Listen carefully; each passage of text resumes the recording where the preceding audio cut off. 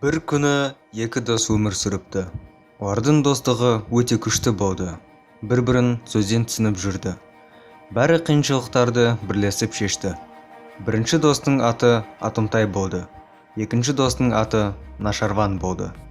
Атымтай өте қолы ашық болды, ал Нашарван әділетті болды. Солай өмірдің соңына өмір сүреміз деп еді. Алайда әлемде көп шайтандар болды. Шайтандар адамның достығына келді. Олар адамның жанына кіре алады және ойларды еді. Бір күнінде кішкентай бойы өскен шайтанын сұрайды. Шайтан аға, қазір кім бақытты болып жүреді? Және үлкен шайтан жауап береді.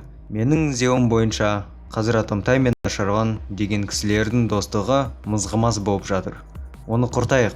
Нашарван далада демалып отырды. Шайтан Атымтайдың есіне кіріп, оған далаға шығу және қылышты алу қажеттілігін иландырды. Біраз уақытта олар сол жерде кездеседі. Нашарван қарусыз болды. Атымтай өз досын қару-жарақсыз көріп, өлтіргісі келді. Досына келіп, Нашарван оның көзіне қарап, жаман нәрсені күдіктенді. Нашарван айтады: «Досым, сен бұрында болғанада болып қалдың ба?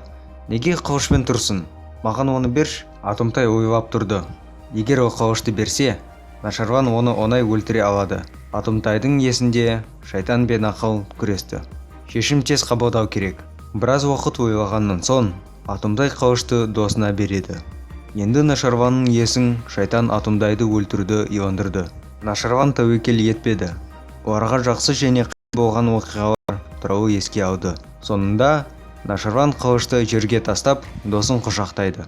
Екеуі достықтың маңыздылығын ұғынды. Қалған жылдар достар бақытты және ұзақ өмір сүрді.